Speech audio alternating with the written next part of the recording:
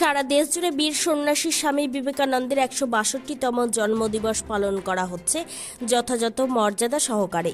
উত্তর দিনাজপুর জেলার কালিয়াগঞ্জ পৌরসভার উদ্যোগে স্বামী বিবেকানন্দের জন্মদিন পালন করা হয় পৌরসভার প্রাঙ্গণে।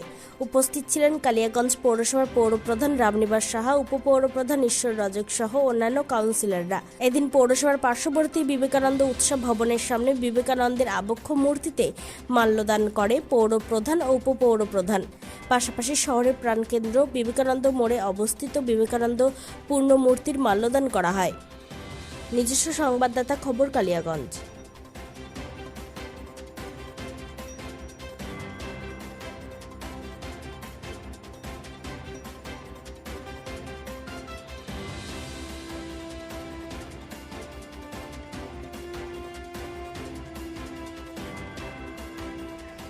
পৌরসভার পক্ষ থেকে শুধু নয়, আমরা গোটা পশ্চিমবঙ্গবাসী তথা গোটা ভারতবাসী আজকে আমাদের ভারতীয় যুগাবতার স্বামী বিবেকানন্দের আজ থেকে ১৬১ বছর পূর্বে ১৮৬৩ সালে আজকের দিনেই এই মহান ছাত্রের জন্ম হয়েছিল,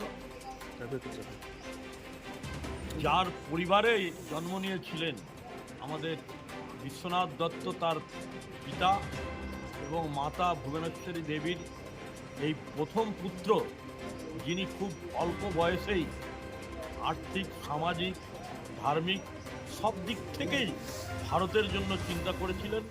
এবং তাকে আমরা কালিয়াগঞ্জ পৌরসভার পক্ষ থেকে মাননীয় পৌরপতির উপস্থিতিতে, মাননীয় পৌরপতি সহ আমরা কাউন্সিলরবৃন্দ এবং সকলে যারা কর্মীবৃন্দ, আপনারা প্রত্যেকেই সাংবাদিক বন্ধুরা আছেন, প্রত্যেকেই মিলিতভাবে তাকে শ্রদ্ধার্ঘ্য অর্পণ করার জন্য তার গলায় মাল্যদান প্রদান করি। কোথায় কোথায় করলেন আজকে? আমরা প্রথমে আমাদের পৌরসভাতে গেটের সম্মুখে আমাদের ঢোকার প্রবেশদ্বারের কাছে করলাম, তারপরে আমরা আসছি আমাদের উৎসব ভবনে, পৌর উৎসব ভবনে।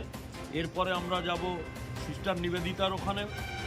তার আমাদের প্রথম যে গোটা পৃথিবীর কাছে ভারতবর্ষের সংস্কৃতি প্রচার করেছিলেন চিকাগো শহরে বিবেকানন্দ, তার বক্তব্যে আবেগে প্রলুব্ধ হয়ে সিস্টার নিবেদিতা, যিনি বিদেশিনী আমাদের ভারতবর্ষে এসেছিলেন এবং তার সহচর্যে তিনি শিষ্যার্ঘ্য অর্পণ করেছিলেন বিবেকানন্দের মাধ্যমে, তাকেও আমরা মাল্য প্রদান করব আমাদের পৌরপতির মাধ্যমে।